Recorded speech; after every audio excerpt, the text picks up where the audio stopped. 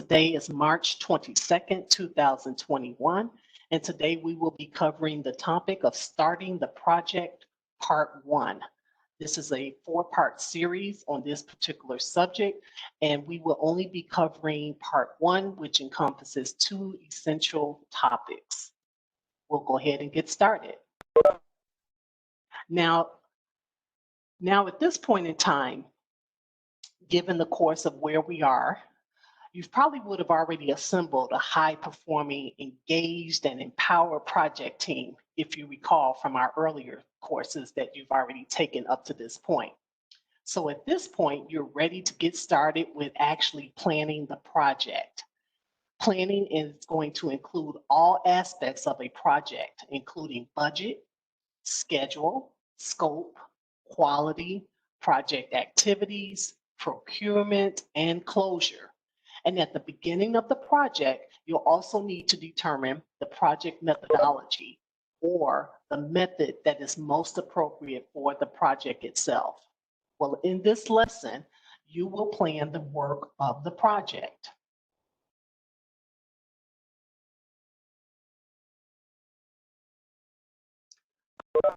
As I mentioned, there's going to be 2 major objectives that we're going to cover in the project.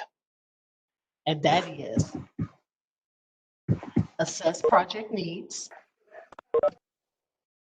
complexity, and the magnitude to determine the project methodology or methods in practice. And the second objective will be to plan and manage the scope. As part of this particular project or this particular course that we're covering tonight, we're going to cover 2 topics. The first topic is going to be to determine the appropriate project methodology, methods, and practices.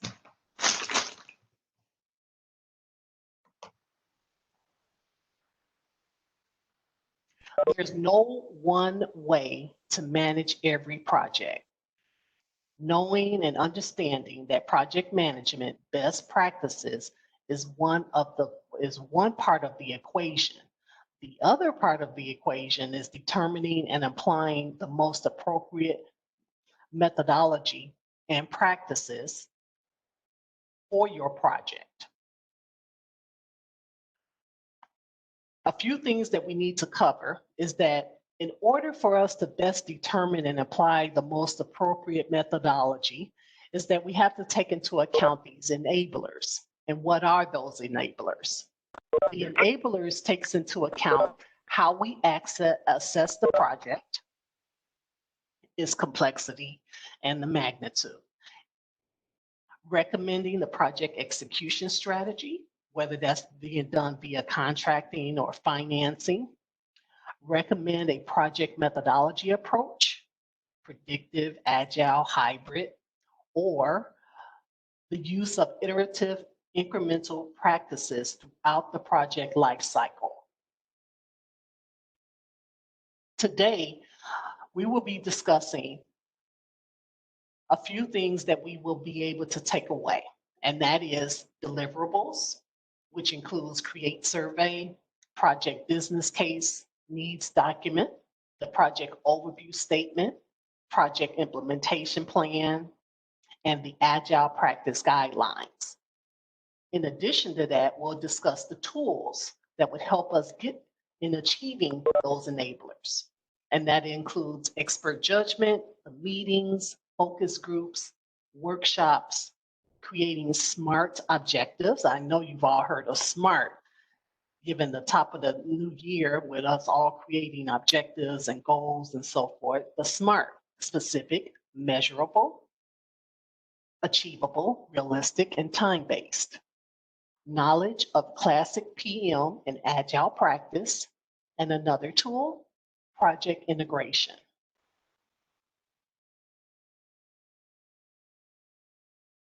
Today, we'll be talking about project methodologies, methods, and practice.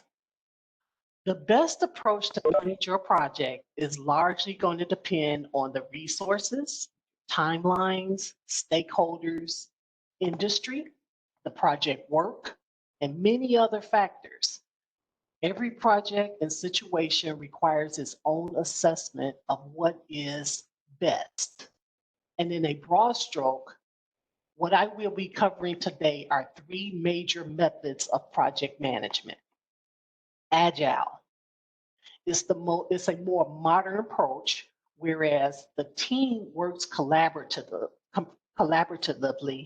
with the customer to determine the project needs, quickly building outputs based on those assumptions, and getting feedback on a continuous forward basis and adapting as much as possible as needed. The coordination of the customer and the team is what drives the project forward. The aim is to deliver value by regularly confirming and incorporating the input. Predictive plan driven. This is the more traditional approach, whereas much as possible, the project needs, their requirements, and the constraints are understood and plans are developed accordingly. Those plans drive the project forward, and the more well planned out, the more predictive and controlled the project is.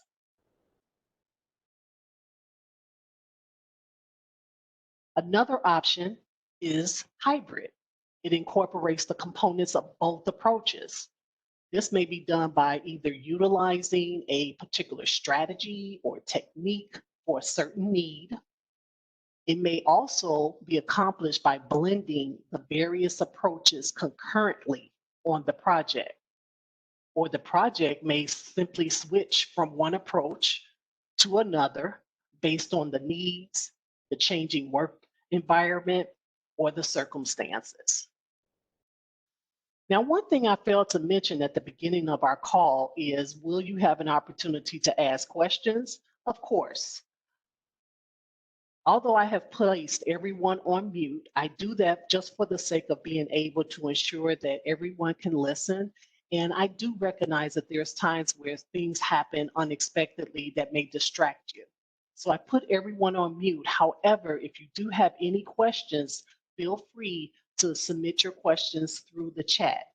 My backup, Tim to see, is actually going to be available this evening to capture those questions, and we'll discuss those questions and answers towards the end of the session, or perhaps right before we take our break and shortly after we come from our breaks.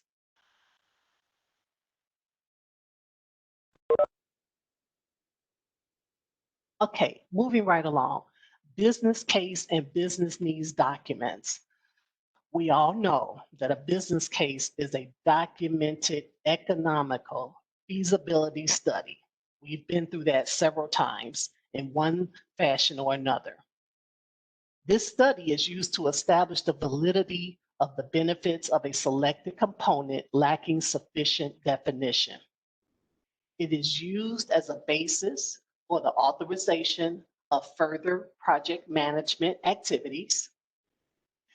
A business needs document, on the other hand, is a related but high-level deliverable that may be written prior to the formal business case. The business needs document expresses the goal, that is, what needs to be created or what needs to be performed, while the business case explains the justification, the feasibility, and the return on investment involved in pursuing that goal. Don't be surprised if you're questioned on the exam where they might throw in a question that is actually describing the definition of a business case document, but in actuality, what they're trying to do is describe the actual business needs document. So do know the difference between the two.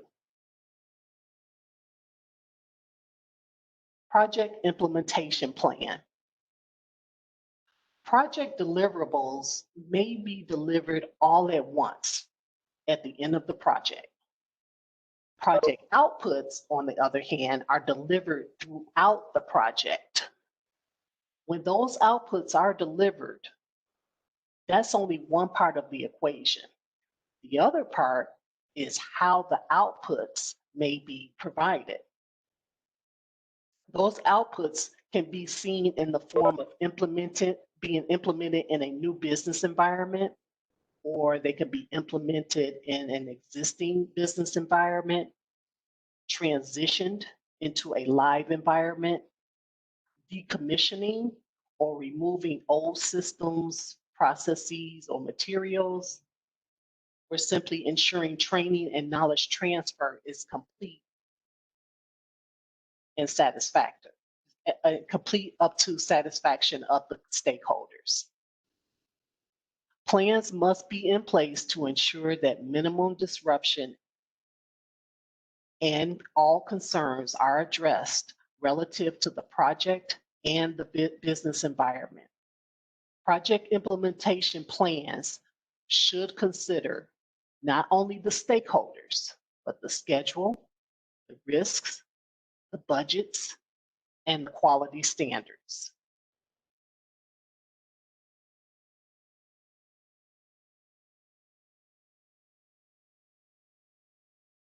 So now we're going to take a closer dive in understanding the assessment of project needs and the complexity along with the magnitude.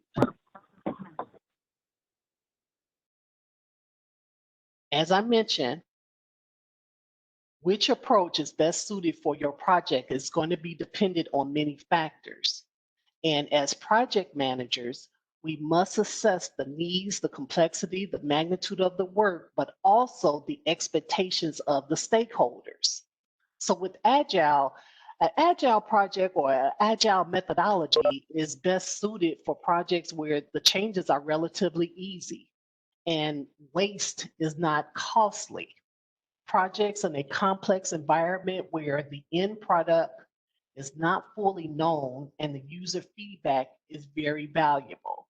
And that is a good example would be software projects or projects that's based on intellectual property and research. The traditional methodology, that is the predictive plan-driven methodology, takes into account where projects are changing and those changes are expensive due to the scrap and the waste. The projects are typically very predictable and coordinated timing is important. An example would be construction projects. When you see one of those 300 feet buildings being developed or residential homes being developed, projects that have many physical assets, data centers, central offices, or have similar projects that have been completed in the past. Those are typical examples of the predictive plan-driven type of methodology. Then we take into account the iterative projects, which is really based on dynamic requirements and activities that are repeated until they are deemed to be correct, as in the case of projects where learning and correction is expected to eventually get to the ideal solution. Incremental methodology. That, on the other hand, are projects with dynamic requirements as well as frequent small deliveries. Projects where speed to deliver small increments is a major goal. Examples would include projects where customers or businesses is wanting or expecting to see outputs or partial outputs early and very often. And then last but not least, you have your hybrid. Those are the projects where the phases are somewhat costly to make any changes. And the projects are set up in such a way that the stakeholders are interested in another method, but they're not quite comfortable to fully adopt one method over the other.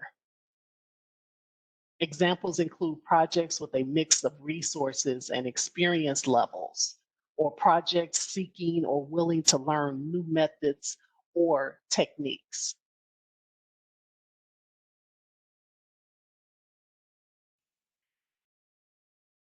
On the topic of progressive elaboration, please make note of this. This is a definition highlighted there in blue that comes directly from out of our PMBOK. The progressive elaboration is the iterative process of increasing the level of detail in a project management plan as greater amounts of information and more accurate estimates become available. Typically, at the beginning of a project, very little is known. As planning progresses, more details become evident, and by the time the project plan is complete, the project may be fully understood. However, during the execution of the plan, even more details evolve.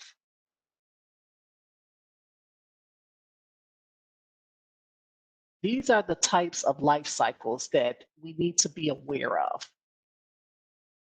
Predictive, adaptive, iterative, incremental, agile are all examples of adaptive, and hybrid. And according to the Agile Practice Guide, there are two major types of project life cycles, which I've just hinted on, predictive and adaptive. The adaptive life cycle includes iterative, incremental, and agile. And all these life cycles, we would delve down into further details this evening.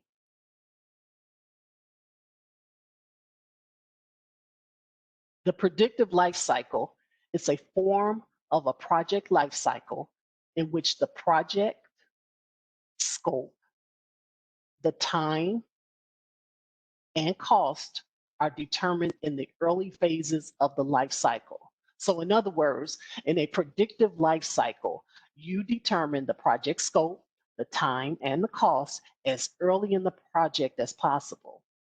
In fact, this is a preferred cycle to use when project outcomes are well understood and known, such as enhancements to an established product. Predictive cycles are formal and they enable the project team to stay focused on each phase of the project before having to move forward into the next phase. Iterative life cycle. A project life cycle where the project scope is generally determined early in the project life cycle, but time and cost estimates are routinely modified as the project team's understanding of the project increases.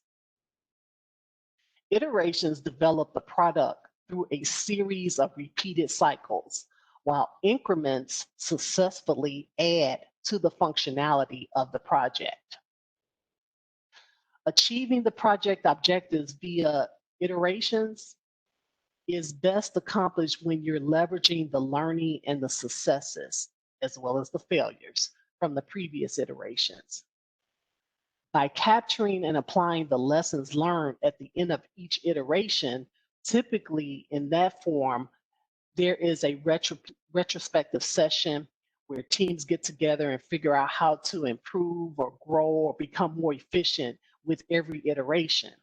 So there's a continuous improvement and driving towards the optimal solution that literally necessitates engagement from all stakeholders and frequent and meaningful feedback from all involved in the project enables the product evolution across all the iterations.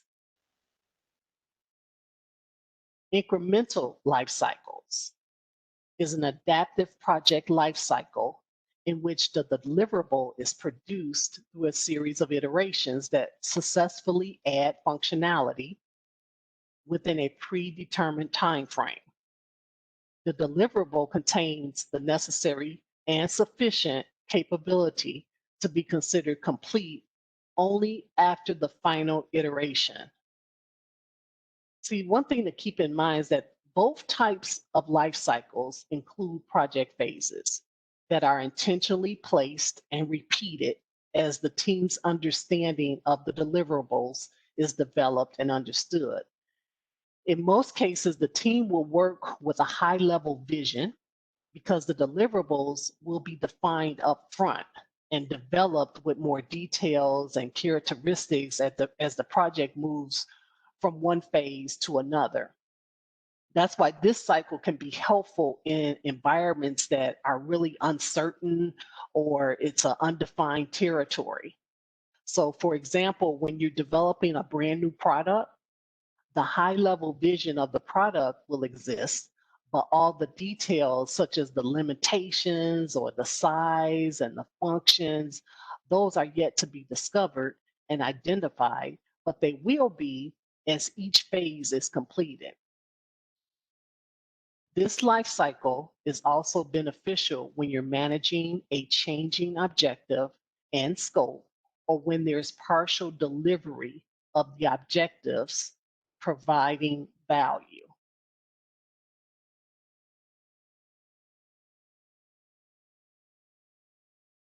Agile life cycles.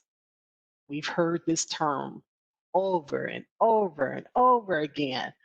A project life cycle that is iterative or incremental, and is also referred to as a change-driven or adaptive. The agile life cycles work well in environments with high levels of change and ongoing stakeholder involvement in a project. This is similar to iterative and incremental life cycles, but at a much more rapid pace. It is used in a highly flexible, interactive, adaptive organization where project outcomes are realized while the project work is being completed and is not at the beginning of the project. This method is used when dealing with a rapidly changing environment. Scope and requirements are difficult to define in advance. Therefore, small incremental deliverables will have value to the stakeholders.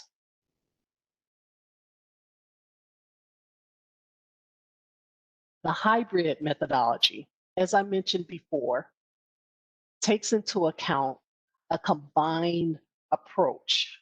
So some of the elements from both the predictive, which is also known as waterfall, and adaptive, also known as agile approaches, are utilized. And in these combined approaches, the organizations are still using shorter delivery timeframes, the iterative product releases, and involving stakeholders regularly. But they tend to do more in-depth planning and requirements gathering up front. As a project manager, you must be able to help the sponsor and the team decide which is the best match for the business objectives. Okay, so let's liven this up just a tad bit and test your knowledge here. So I'm going to go ahead and unmute the lines.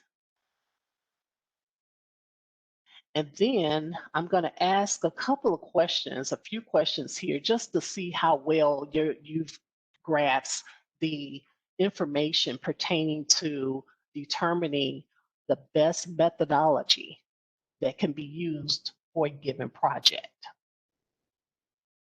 Okay, so let's do this here. First question. The capital project is one the organization has performed many times in the past for other cities. The objective is to replace all the old metal pipes under the city streets. Which method would you recommend?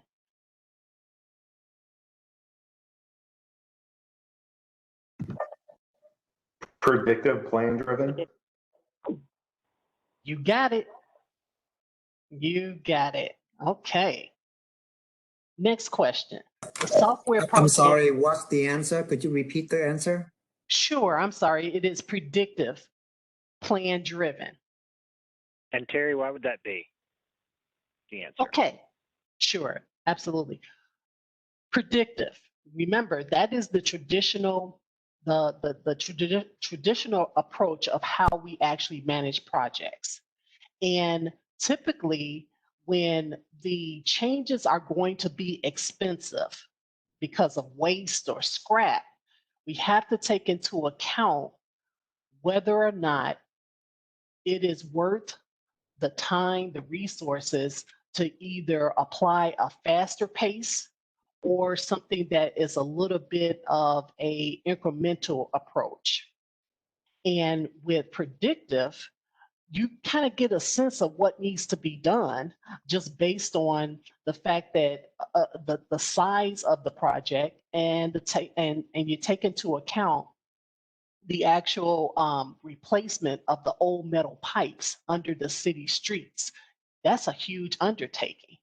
So it's going to be pretty predictive as to why you to take the approach of looking at your project or planning out everything as much as possible up front in order to prepare for that execution.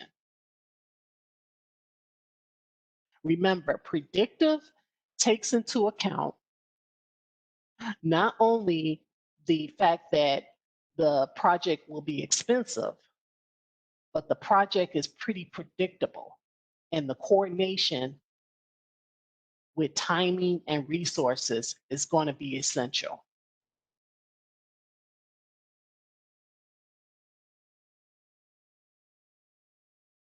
Next question. The software project is one where there are many features and functions that must be updated, as well as more learned from community feedback. The objective is to roll out features to get user feedback and drive the priorities for potential future releases in the project. Which method would you recommend? Agile. Yeah, iterative. That would be iterative. Incremental. Well, leverage is learning, so isn't that iterative? Incremental. Under the adaptive? I kind of feel it would be an iterative because you would have to keep updating as you go, depending on the situation. Okay. The correct answer is actually It'll be Agile. incremental. The correct answer is Agile. Think about this. It's a complex environment where the end product is not fully known and the user feedback is very valuable. Okay? The user feedback is very valuable. My question is, isn't iterative the same as Agile as far as, you mentioning Agile versus iterative? I don't think would there be a difference with an iterative Agile type of project management? Yes, there would. And one of the key things to recognize with the iterative one is that it's a constant repeat of the same thing over and over and over and over again. Whereas with Agile, you're going to make some adjustments based on your feedback, your user feedback, your community feedback. And when you get that community feedback, you're going to then make a few modifications to whatever new features or functionalities that you're going to introduce.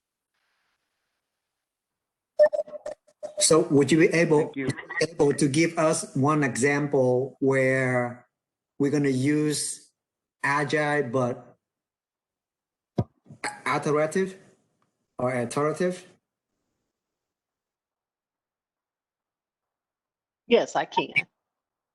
Think about, well, let me first take into account, let's say,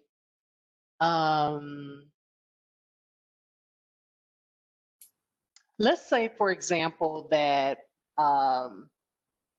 you are going to introduce a new soft drink, okay?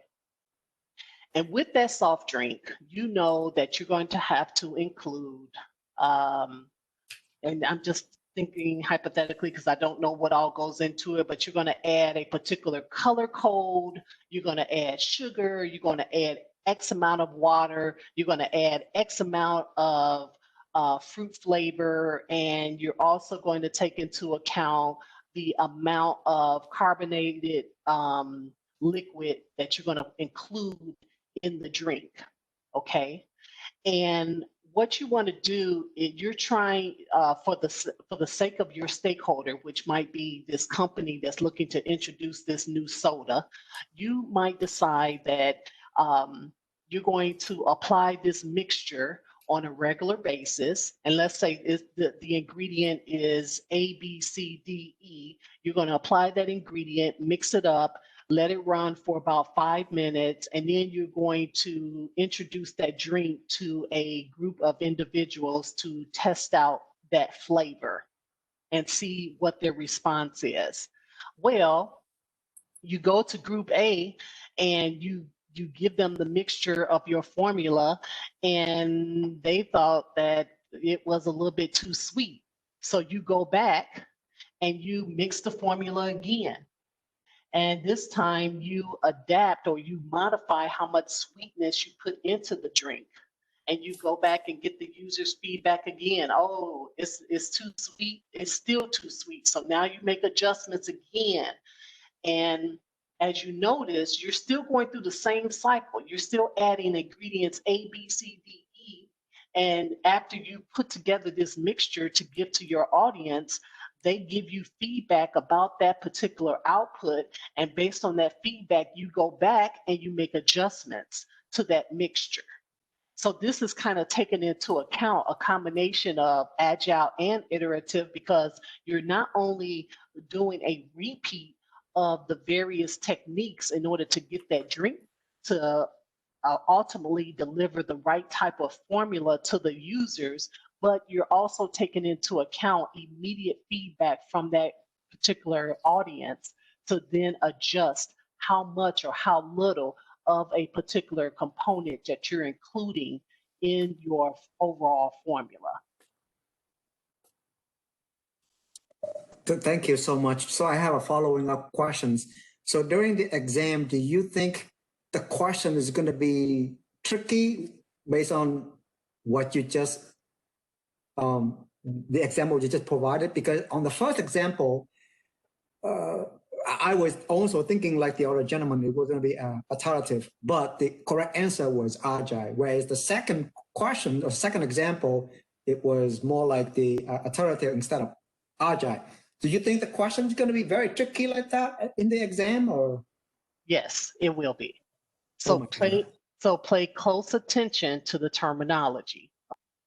Be very mindful of how the words are being described in your questions. I'm gonna give you another one. Here's another one. The employees in the organization are eager for small perks to be released based on a new company-wide initiative to boost morale. The objective is to deliver small bits of value on their way to the larger goal of higher employee satisfaction. Which method would you recommend? It's incremental. You got it. It is incremental. Question, next question, one more, and then we'll go on to the next topic.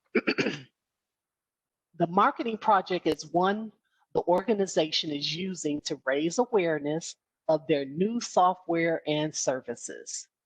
The objective is to keep repeating various marketing techniques, and after a while, focus on the methods or tools that appear to have the largest impact. Which method would you recommend?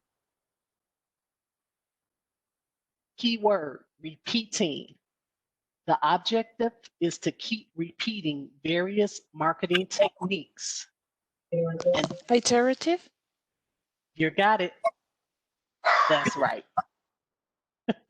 Ah, isn't life beautiful, guys? Okay. All right. One last one, and then we're going to move on to the next topic. You are asked to advise on a project to update all the bathrooms in a 3-story office building with new high-tech and water-efficient equipment. Which life cycle type makes the most sense for this project? Predictive. I would have to say predictive, yes. And predictive is the correct answer. Okay. All right, good people. Why don't we take a 5-minute break? We're going to jump into the next topic, which is plan and manage scope. But in the meantime, let's take a 5-minute break, relax the mind, and we'll delve right back into it in 5 minutes.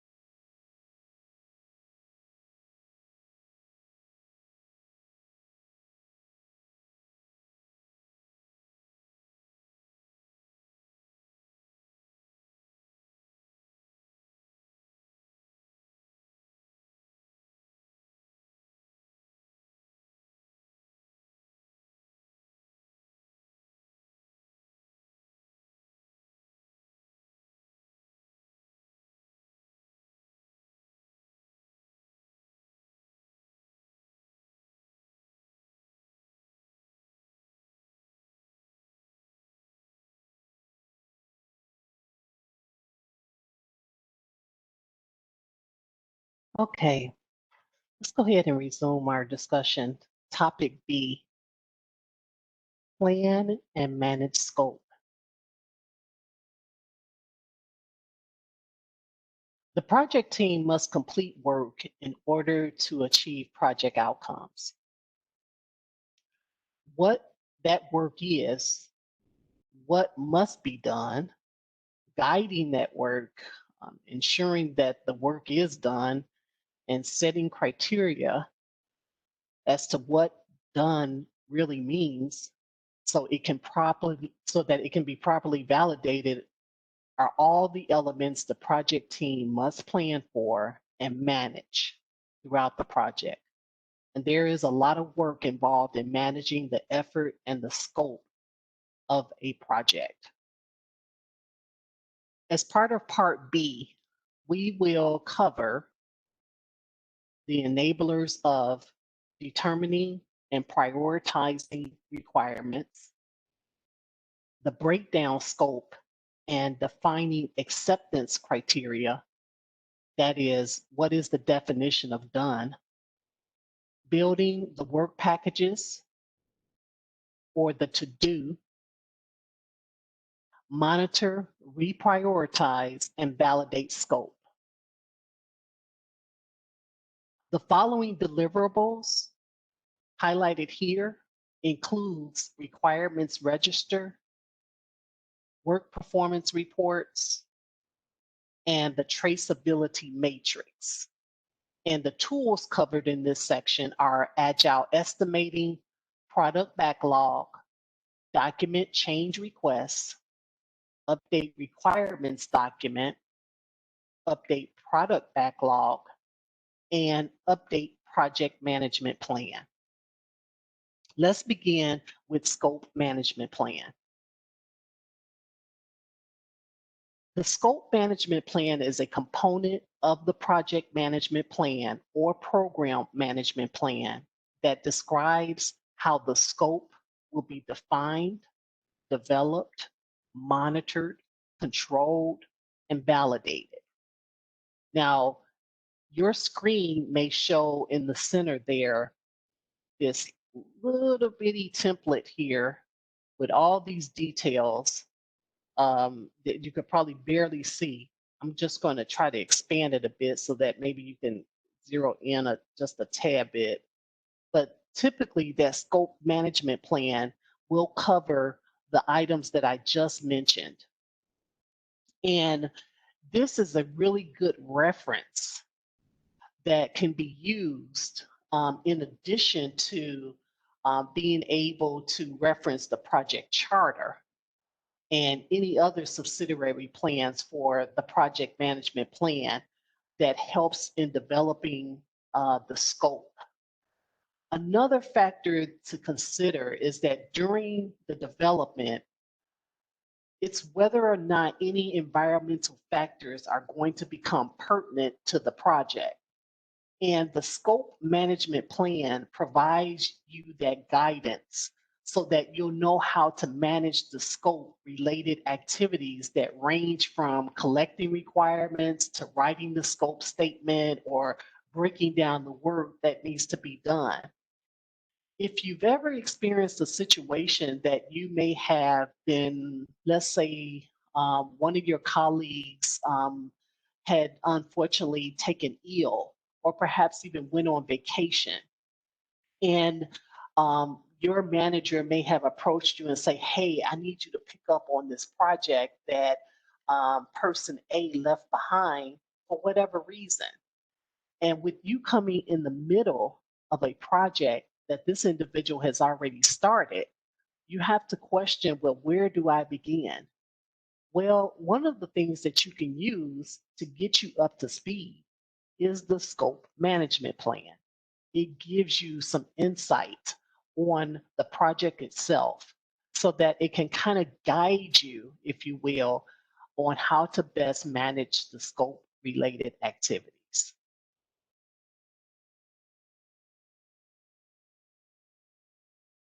The scope management tools and techniques.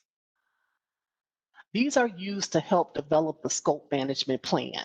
So if you're starting fresh, you're going to be looking at taking into account the expert judgment, the alternative analysis, meetings. You're going to use these techniques in order to help you develop that project plan. That expert judgment, those are going to be your internal and external experts that have experience in similar projects. And these individuals can be there as consultants when you are ready to put the plan together. The alternative analysis, this is the data analysis technique that is used to identify different ways to collect your requirements or elaborate on the project and the product scope.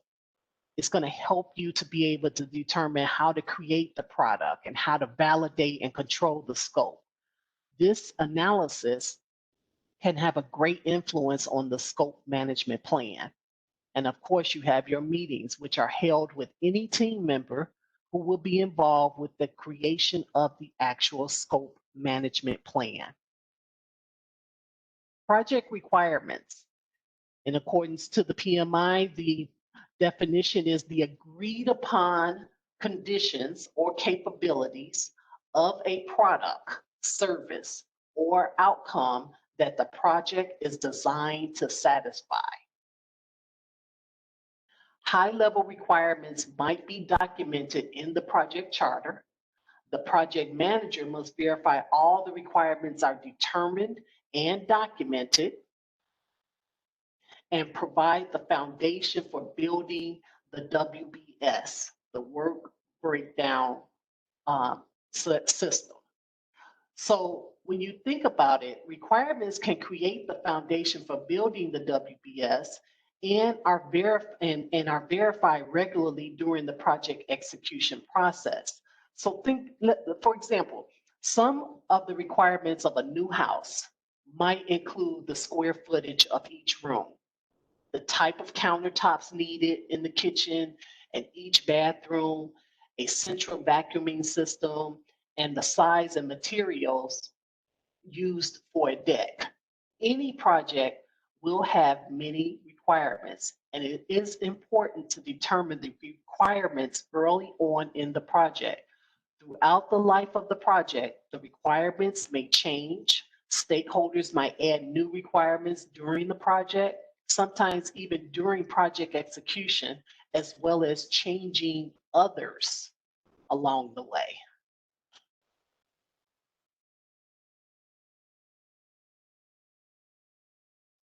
Document analysis is a technique used to gain project requirements from current documentation evaluation. And this method can be used to derive new project requirements from existing documentation, such as a business plan, service agreements, marketing materials, current process diagrams, application software documentation, and much, much more. Another type of technique is focus groups, an elicitation technique that brings together pre-qualified stakeholders and subject matter experts to learn about their expectations and attitudes about a proposed product, service, or result. Focus groups can be small events or discussions that are designed to be less structured and more for information sharing sessions within a small group of people. Project managers will typically use focus groups to bring together the SMEs and other stakeholders to gain further information and clarification on specific project requirements. These events are typically conducted by a trained moderator who will propose pre-selected questions and keep the discussion on track with the selected theme. So for example, a focus group might be used to gather customer feedback for a product that is scheduled to be updated. Another technique, questionnaires. Written sets of questions designed to quickly accumulate information from a large number of respondents. And they typically target a specific area or subject. The technique is useful when the group is varied and located in multiple locations. The results of the questionnaires and the surveys can be sent out and returned quickly, and the results can be analyzed in a timely manner. One thing to keep in mind is that questionnaires are typically, and you'll see this on the test, they might even kind of throw in a couple of clues there where they may ask what technique is typically used or preferred to be used when you're trying to gather information from a large number of respondents. If that's the case, it would be the questionnaire.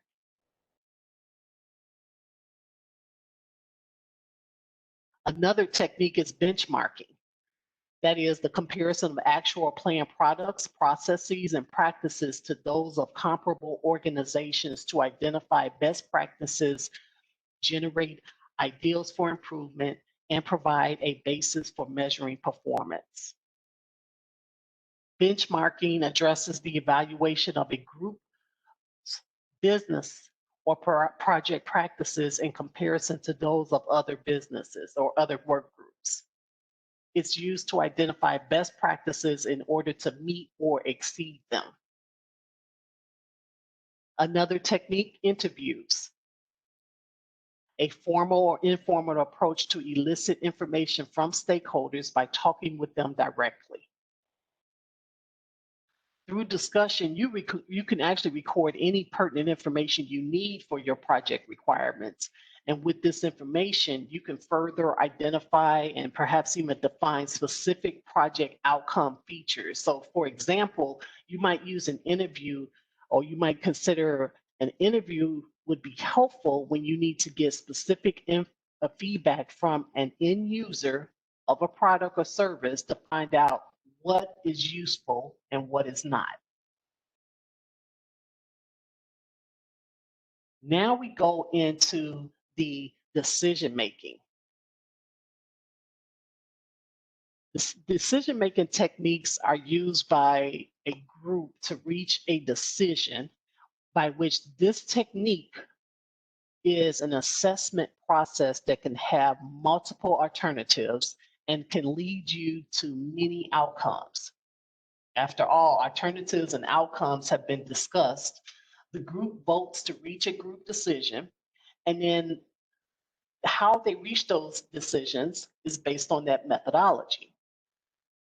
So here we have 4 different voting methods that could be used. Unanimity, agreement by everyone in the group on a single course of action. Majority, where the majority represents, let's say, more than 50% of the group's ideal. And pretty much this is a good method to use when you're dealing with large groups. But it can be somewhat difficult when with huge groups, let's say of 10,000, with a wide diversity of views about a particular subject. Plurality is taking into account decisions made by the largest block of individuals. So even if it's even a majority may not necessarily mean that it achieves the correct or the enough votes, if you will, to lead you towards making a final decision. So you will go with the largest block. And of course, you have your autocrat. And that is the method for which one person makes a decision. Is my world or it's not? In most cases, this person will consider the largest group's ideas and decisions and will then make his or her decision based on the best decision. Techniques can be used to help guide a group in determining project requirements. And there are a number of techniques used based on the needs of the project manager and the participants. Have you heard of mind mapping or the affinity diagram? This is one way that this is one technique that can be used for being able to come to a conclusion about certain project requirements. Mind mapping takes into account consolidating ideas created through individual brainstorming sessions, and then rolling it up into a single map to reflect a commonality or differences in understanding and to be better apt to generate new ideas. The affinity diagram is taking into account the technique that allows large numbers of ideas to be classified into groups and then reviewed and analyzed for later. One thing to keep in mind that data or data representation techniques are graphic representation or other methods used to convey data and information. So you'll see other data representation techniques throughout this course, but mind mapping and affinity diagram is just a couple that are brought up during the course of this particular section. Another way that we can collect our data is through observation. It's a technique that's been used for years, and it helps us to gain knowledge of a specific job role, a task, or even a function in order to understand and determine project requirements. Remember, all these techniques that I'm mentioning to you are all techniques that can help us be able to define project requirements. And remember, project requirements is what helps us to develop the scope management plan. Facilitated workshops is another method, and they're organized working sessions held by project managers to determine what a project requirements are and to get all stakeholders together to agree on the project's outcome.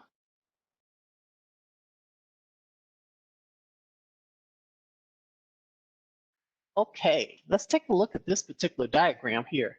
As you can see, this particular business context diagram sample takes into account feedback from multiple areas. So here you have a university, and with this university, they are reaching out to be able to get feedback from multiple sectors, whether it's the government, the private sector, the industry, the education community, the user community. All of this is what makes up a context diagram. And it's that visual depiction of the product scope showing a business system, whether it's process, equipment, computer systems, funding, whatever the case may be. But the context diagram helps us to be able to see how people and other systems interact with it. The diagram includes the business process, as I mentioned, the equipment, computer systems, the roles that interact with those systems, and it helps to depict specific businesses and actor inputs to the business system, as well as the business and the actor outputs of that system.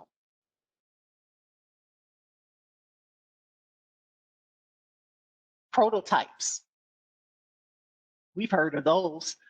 It's the method of being able to obtain early feedback on requirements by providing a working model of the expected product before actually building it. The prototype can be used for evaluation, experimentation by the project stakeholders and other team members. The results of the evaluation can then be analyzed and assembled into a prioritized list of redesign items for the prototype. Once again, this is another type of technique to help identify or to help you as a project manager define those the actual project requirements. And storyboarding, a prototyping method that can use visuals or images to illustrate a process or represent a project outcome. All of this, think about this, everything, all these techniques that I've mentioned will help you to be able to define what those requirements will be. And once you gather all this information, no matter what methodology you used or what technique you used, at some point in time, the data needs to be incorporated into a common document such that it can be used as a reference to be able to say how individual requirements are meeting the business need. And this is where we get into the requirements documentation. So you've gathered up all your details based on these various techniques, and now you're going to put it together into a requirements documentation. And here that is. It's a description of how individual requirements meet the business need for the project. And the documentation can be composed of individual requirements needed for a project to meet the needs of the business and the stakeholders. So you take into account the composition of the document, which is going to vary because it depends on the actual, specific needs of the project. However, it's going to become more detailed, oriented, categorized, and it may even become to the point where you create a simple list of all the high-level requirements. And it can include the business requirements, which takes into account the business and the project objectives for traceability, the business rules for performing that organization, and the guiding principles. You have your stakeholder requirements, your solution requirements, project requirements, the transition requirements. It's a lot of requirements. And then, of course, you're taking into account the requirements, assumptions, dependencies, and the constraints.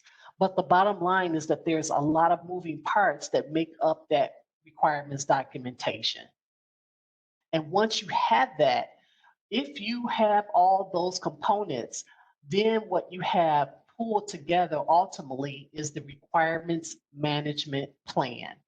And that is a component of the project or program management plan that describes how requirements will be analyzed, documented, and managed.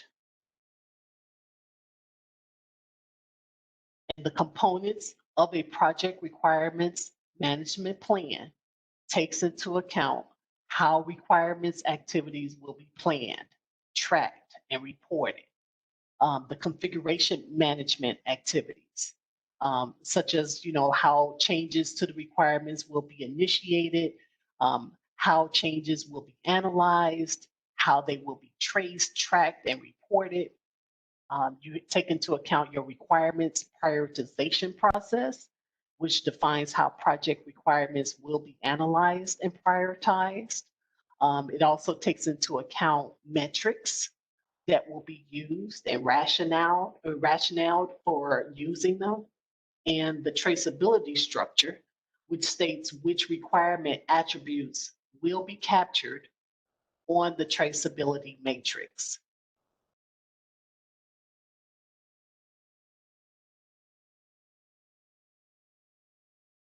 Here's a sample of what that requirements traceability matrix would look like. It's a grid that links product requirements from their origin to the deliverables that satisfy them. So the purpose of the matrix is to justify each requirement determined and to link it directly to the business and project objectives. And there are a number of tracing requirements used when creating the traceability matrix.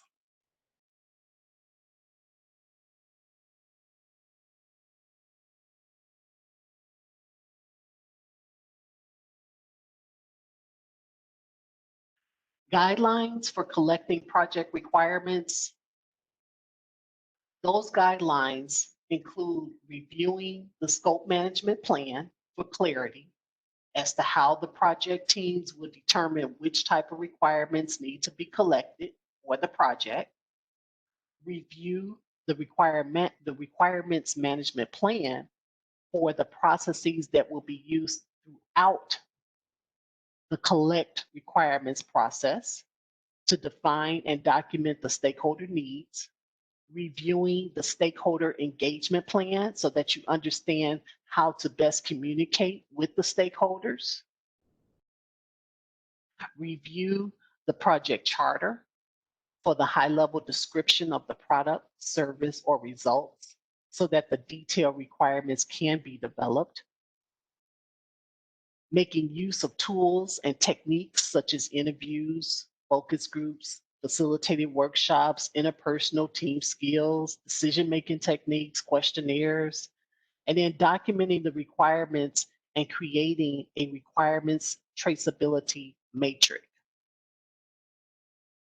Given the guidelines for collecting these project requirements and all the techniques that you've used in order to get you to this point, then you're ready to create that project scope statement. And that is the description of the project, the major deliverables, the assumptions, and the constraints. And the stakeholders and other project members can refer to this scope statement when the scope development needs to be verified against the scope baseline, updated, or changed during the course of a project. A project scope statement will be different for every project. But as stated in the PMBOK guide, it may include any or all of the following components. And those components include the project description, the acceptance criteria, and the deliverables.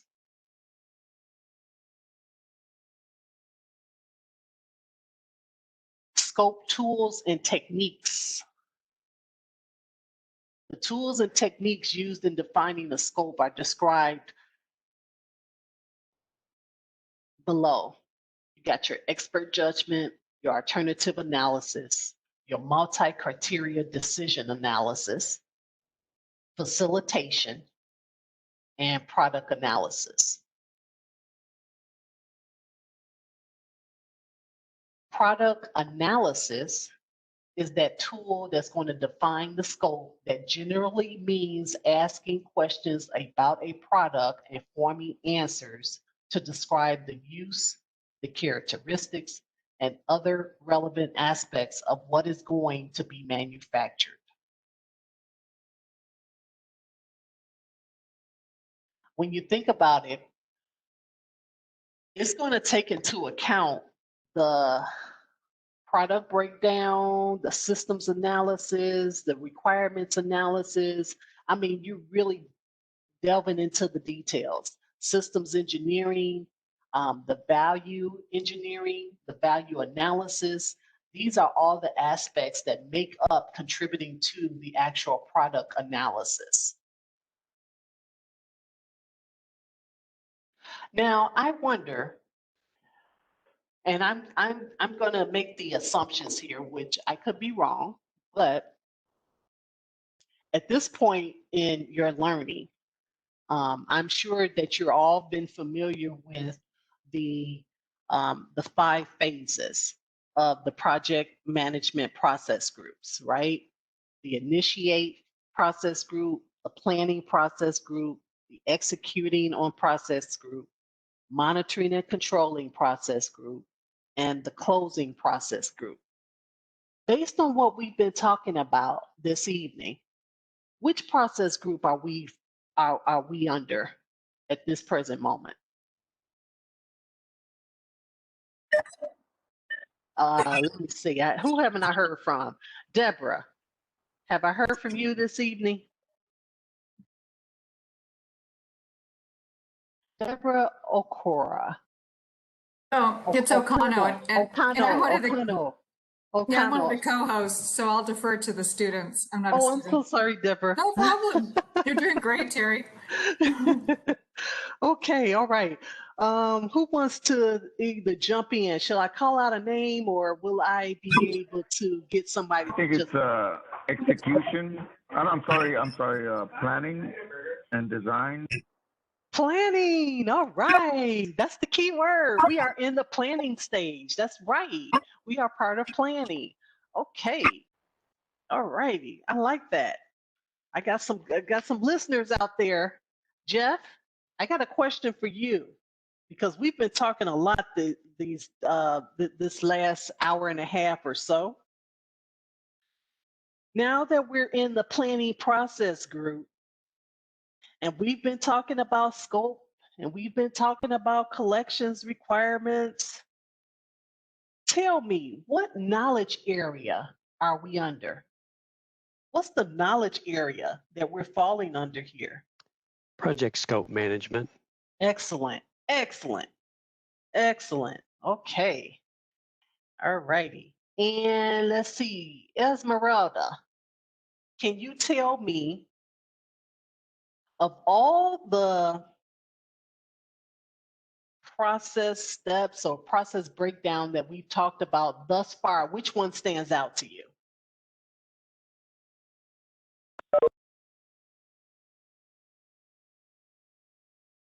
Don't be shy. Or did she just drop?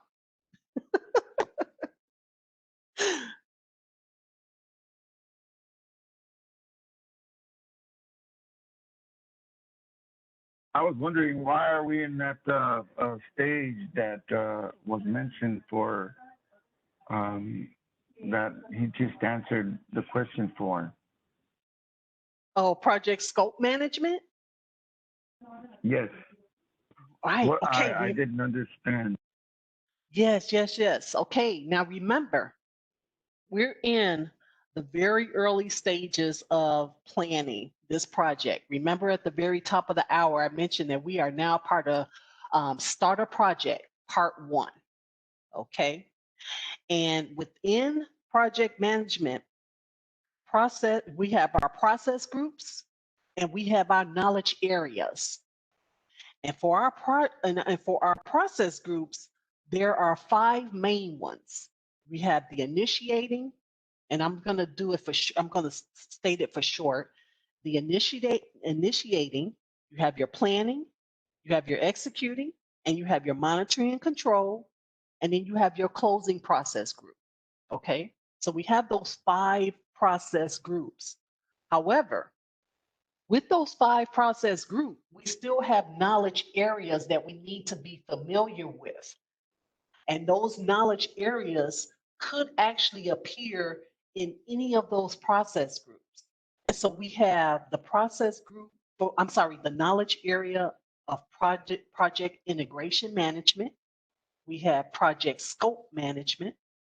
We have project time management, project cost management, project quality management, project human resource management, project communications management, project risk management, project procurement management, project stakeholder management. These are those knowledge areas that may have been brought to your attention early on in our learning. However, the topics that we are covering today falls under one of those knowledge areas. And the knowledge area is project scope management, because we're all about, as part of the project scope management knowledge area, we're focused on the plan scope management, collect requirements, defining the scope, and creating the WBS. And so far, we've been talking about all of these aspects with the exception of the defining this, creating the WBS. We haven't touched on that yet. So be sure, as your homework assignment, be sure to refer back to your matrix that talks about, and this is within the PMBOK, that covers project management process group and the knowledge area mapping. That's going to be important.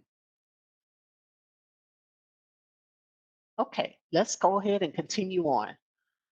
Guidelines to develop a project scope statement. Okay, we got to have a project scope statement in place, because without that project scope statement, we're going to be creating and delivering and putting so much time into developing a solution that if it's not within the project scope statement, we may find ourselves developing a solution that's completely out of scope. And that's one thing as project managers we don't want to do, because it could potentially waste time, money, and jeopardize the quality of our ultimate solution that we're looking to provide to our stakeholders. When you're developing a project scope statement, a few things to keep in mind is that we need to review the scope management plan for the activities for developing, monitoring, and controlling the project scope. Reviewing the project charter for the high-level project description, the product characteristics, and the project approval requirements. We use the project scope statement to help us review the requirements documentation to select the requirements that will be included in the project. We review the OPAs, such as policies, procedures, the template for a project scope statement, the project filers from previous project, and the lessons learned from previous phases or projects. We use tools and techniques such as expert judgment, product analysis, alternative analysis, facilitated workshops, all in the spirit of defining the project scope. And then we have the project scope statement, and we update any project documents as needed. These are guidelines to help us to ensure that we develop an effective project scope statement. Okay, WBS. Sounds familiar? It's a hierarchy decomposition, of the total scope of work to be carried out by the project team to accomplish the project objectives and create the required deliverables, WBS, also known as the work breakdown structure. A WBS defines the total scope of work required to complete the project. The deliverables and their components, sub-deliverables, are represented on the WBS in levels of descending order. The WBS dictionary will help us to ensure, or it gives us a reference, because it is a document that provides detailed deliverable activity and scheduling information about each component in the work breakdown structure.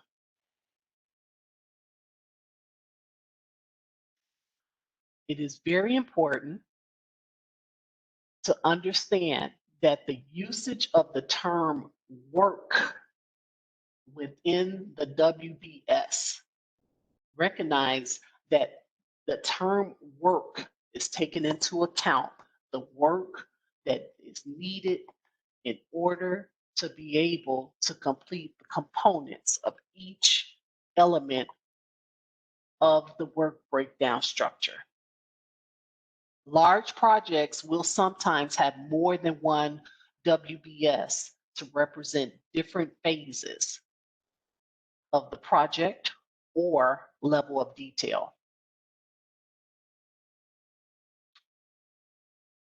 Decomposition. You know what? Actually, before we get into decomposition, I want to be sure that I bring up, because I don't see it on here. Let me see.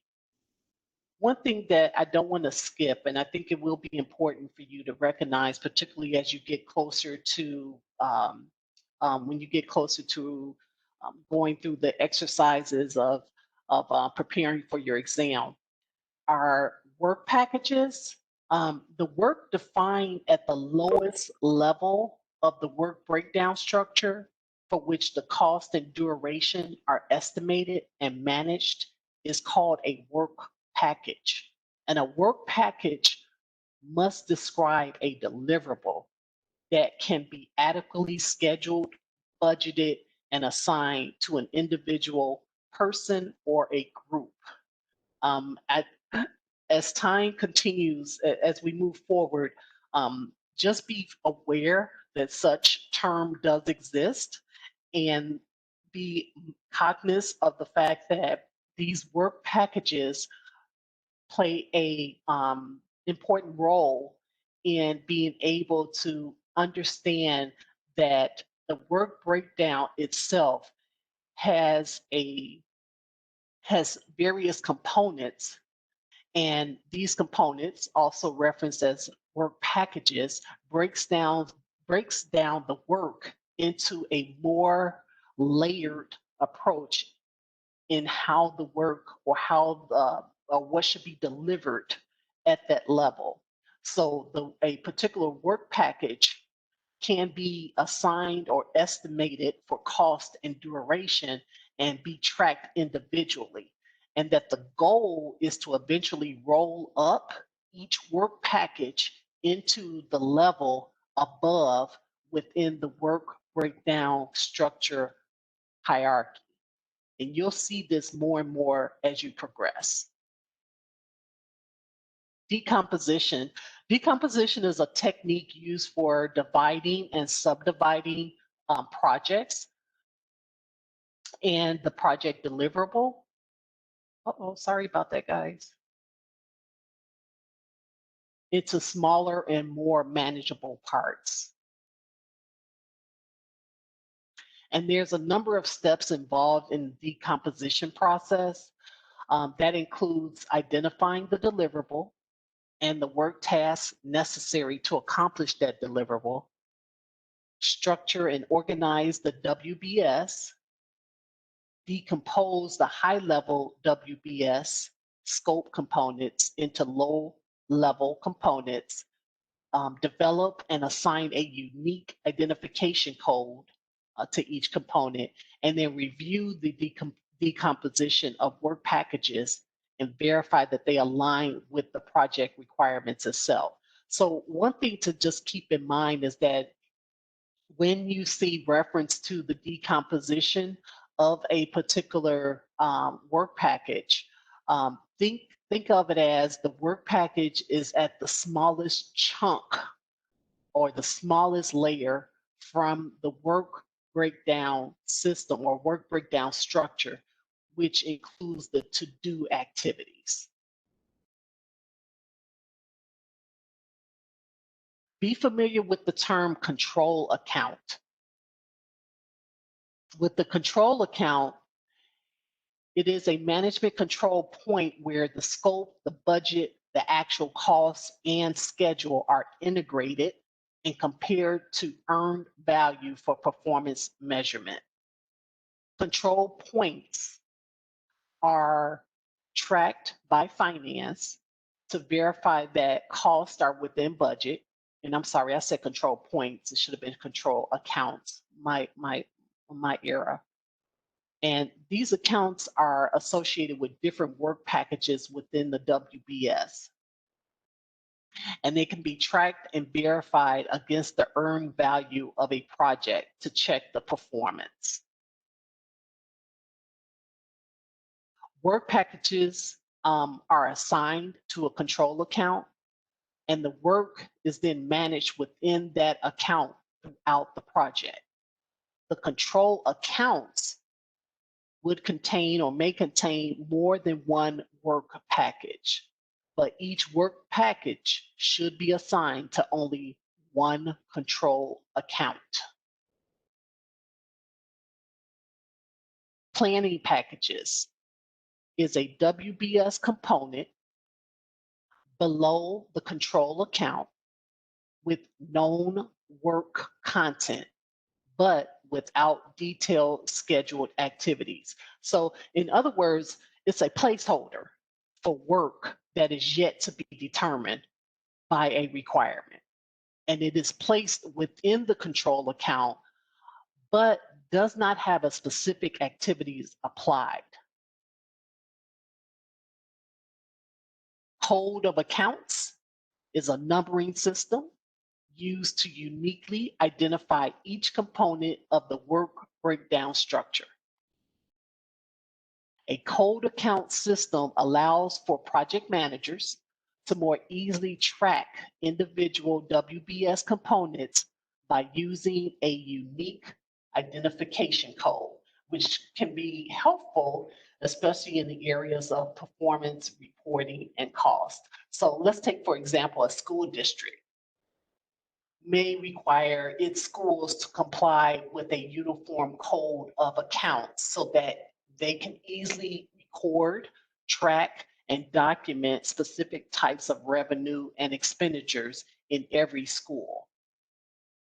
The code accounts would then could then be used or shown as a function, category, and program.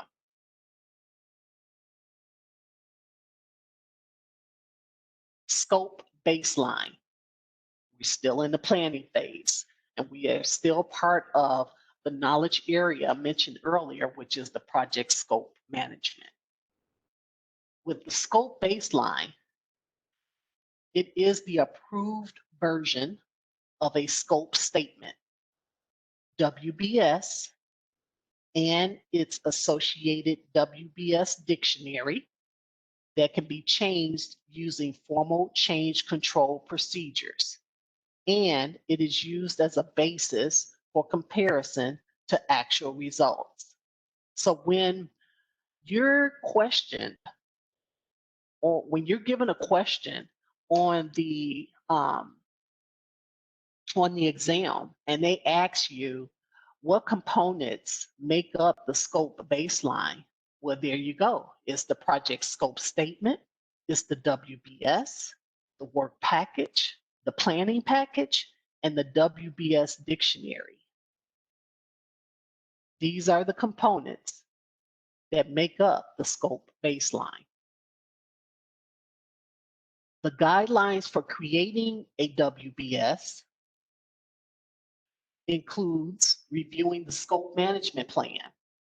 And that, if you recall, specifies how to create the WBS from the detailed project scope statement.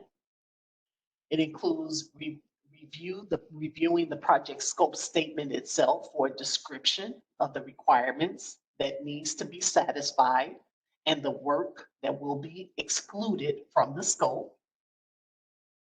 It also includes the review of the requirements documentation that we spoke of earlier so that you can understand what needs to be produced as the result of the project and what needs to be done to deliver the project and its final products. It also includes reviewing the enterprise environmental factors, such as the industry-specific WBS standards that are relevant to the nature of the project. It includes reviewing the organizational process assets like policies, procedures, project files, lessons learned. It includes using tools and techniques like we discussed earlier, like decomposition. It involves using the expert judgment to analyze the information needed to decompose the project requirements. It takes into account including the notes on work products that may be delivered incrementally. And it contains documenting the scope baseline and updating any project documents as needed.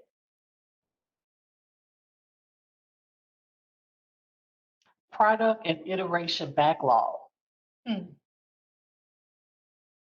Now, when I think of product and iteration backlog, this once again is one of those areas where we are still in the project scope management plan knowledge area. But with the product iteration backlog, this is the work and activities from the work breakdown structure or similar processes that can be placed in backlogs. So a product backlog is essentially that list of expected work to be delivered.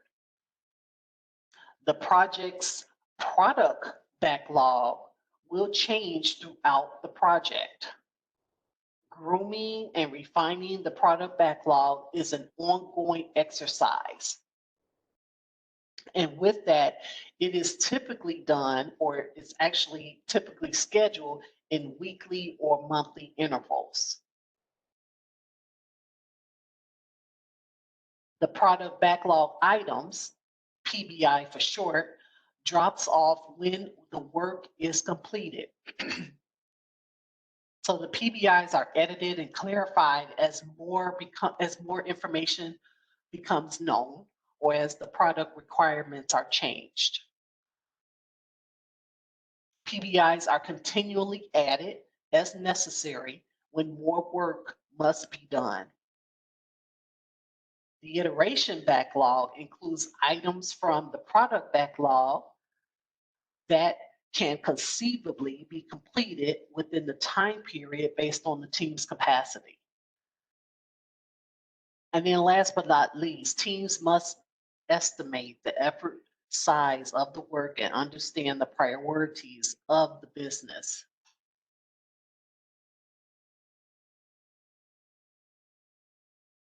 When you get to user stories, these are projects such that the projects deliver value.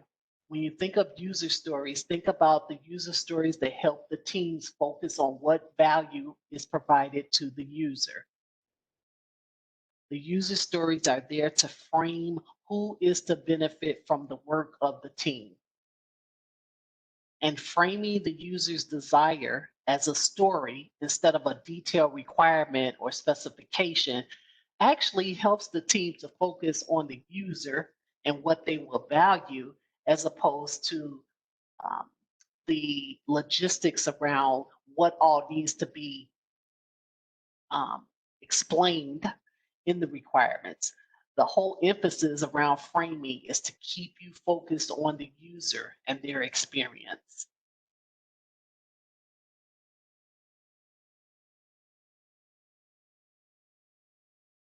Tools and techniques for verifying the scope. Well, let's think about that. One technique is knowing the definition of done. That is when you can literally wipe your hands, clear your hands and say, we're done, we've delivered it. That's that checklist. It's going to be a checklist of all the criteria required to be met so that a deliverable can be considered officially done and ready to hand over to the customer. Another technique is the definition of ready, and that's the team's checklist for a user-centric requirement. A user-centric requirement that has all the information the team needs to be able to begin working on it. Acceptance criteria.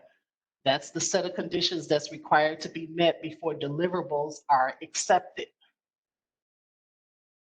Validate the scope is another technique. This is the process of formalizing the acceptance of the completed project deliverables. And usually this involves reviewing the deliverables with the project customer or the sponsor to ensure that they are satisfied with the final deliverable. And you want to ensure that you secure a formal acceptance for the completeness of that deliverable. You have your iteration reviews.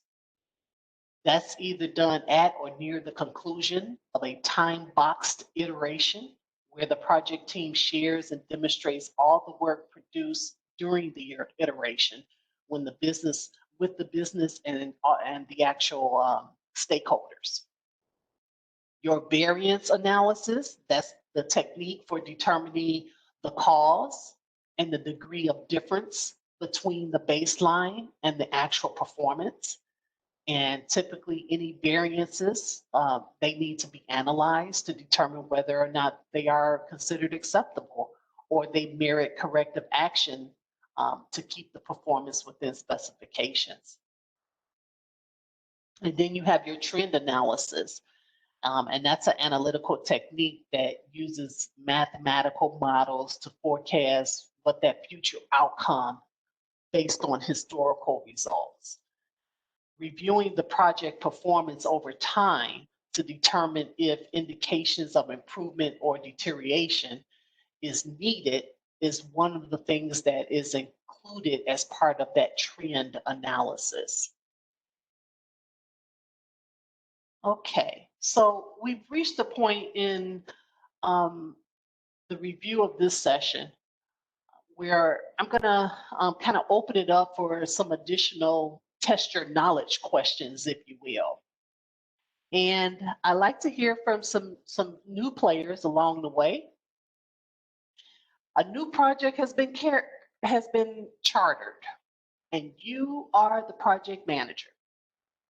The scope of the project may be larger than any project you have worked on in the past. And this activity, you begin to get your arms around the scope and the requirements. Why do you think it's important to properly manage the scope of your project?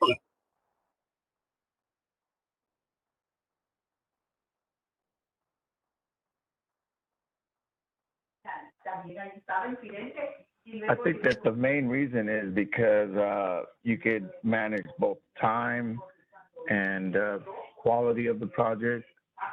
Oh, you know what? I'm sorry. I just realized you said someone else.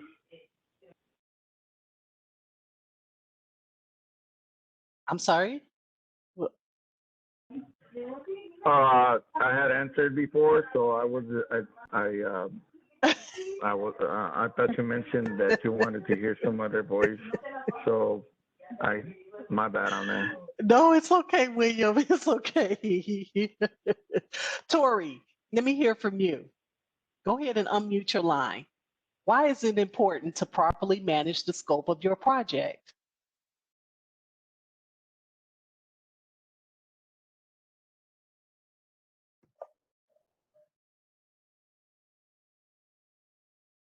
Tori, can you hear us?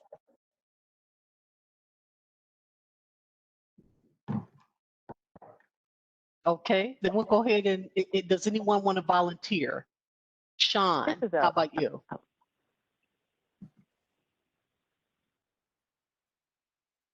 This is Bill. How about the plan provides guidance and you will know how to manage the scope related activities that range from collecting requirements, writing the scope statement, and breaking down the work that needs to be done. Also helps you prevent scope creep. Ah, my favorite term. I love that. I love it. Thank you, Sean. Okay, anyone else want to add something to that? What do you think? This is Alexis. Yes. I was going to add also, it's really important to manage the scope of the project so that you have the right resources allotted, and it's important to stay within that scope so that way you're managing the time, the budget, and all the important things that go into it, so that way you don't exceed or underperform on any of those metrics. Very good. Very good. Okay, I have a new question to throw out here. What are some techniques that you could use to elicit project requirements? And there's 4 of them. I'm going to give you throw out a couple of examples, and you let me know if this is a technique that you can use to elicit project requirements. How about observations? Yes. Yes. Mm-hmm. What about work breakdown structure? No. Nope. Okay. Questionnaires? Yes. Yes. Yes. Document analysis? Yes. Good. Interviews? Yes. Yes. Yes. Good deal. All right. All right. Okay, the next one. You and the project team have just drafted a project scope statement. Which of the following is commonly part of a project scope statement? I want you to share with me either yay or nay if it is generally part of a project scope statement. Acceptance criteria. Yes. Yes. Budget. Yes. No. No. Mm-mm. We're talking project scope statement. We're not talking money yet, just project scope. That is, what are we doing, when it will be delivered? How about scope creep? Is that part of a project scope statement? No, it's just and help prevent it. Hey, how about scope description? Yes. Yes. All right. What about schedule? Not yet. No. No. Not yet. Very good. Very good. All right. Next question. And let's see. We have a situation here where you are creating a scope statement which includes only the smallest collection of features that can be included in a product for customers to consider it functional. What product approach are you using? Is it release planning, progressive elaboration, horizontal planning, or minimum viable product?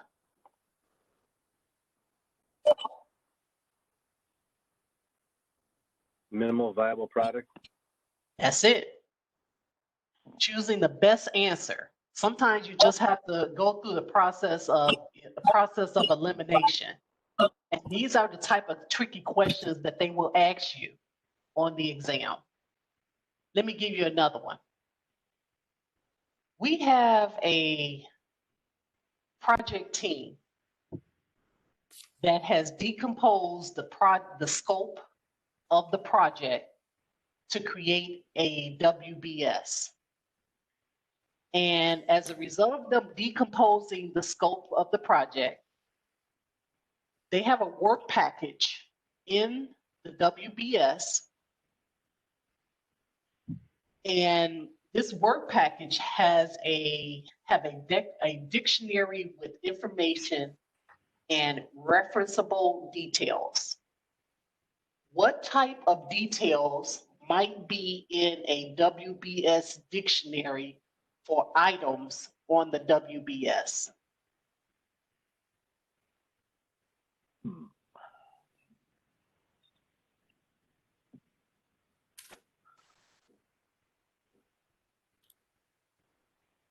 What type of details might be in a WBS dictionary?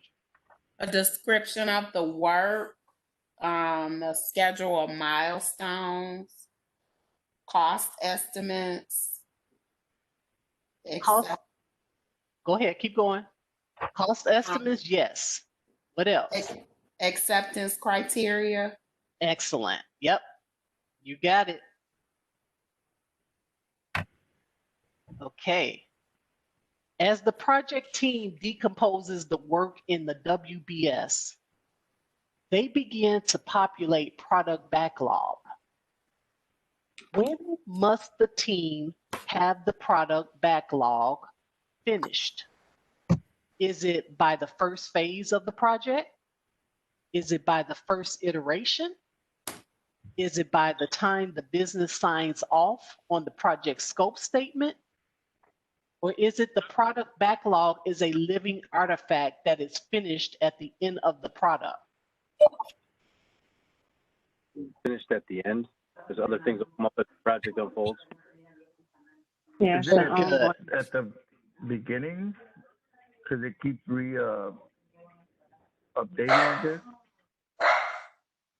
No, the product backlog is a living artifact, and that it is finished at the end of the product. It's going to be, it's going to ongoing item. It's going to keep growing. You're going to take things off, add it on, take things off, add it on until that final product is ready for delivery. Okay, one last question, guys. To capture the business and the end user needs and the value desired, user stories are often used to populate a product backlog. If the project seeks to make it easier for company employees to submit travel expense reports, how could you write a user story based on this need? Now, you can use the little phrase that we've done in the past. As a blank, I want to blank so that I can blank. Fill in that. Give me a user story, and I'm going to call on Teresa. Okay, Give me a user story. As a user, you want to, what is it you say you want to do? Okay, I want you to create a user story, and I want you to use the template as a blank. I want you to fill in the blank. As a blank, I want to blank so that I can blank. And keep in mind, what you're trying to do is capture a user story such that it addresses what the project is seeking to do, which is to make it easier for company employees to submit travel expense reports. Oh, as a user, I want to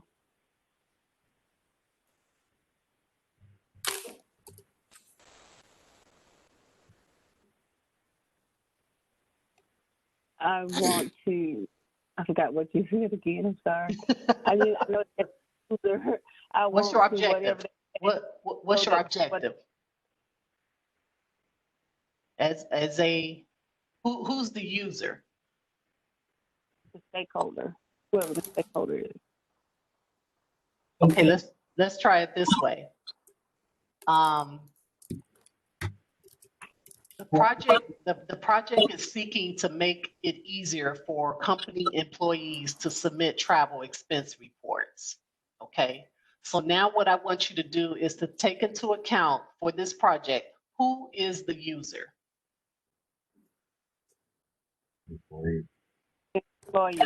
Employee, very good. As a company employee. And what is it that I want to do? What's the object? What's the objective? For work.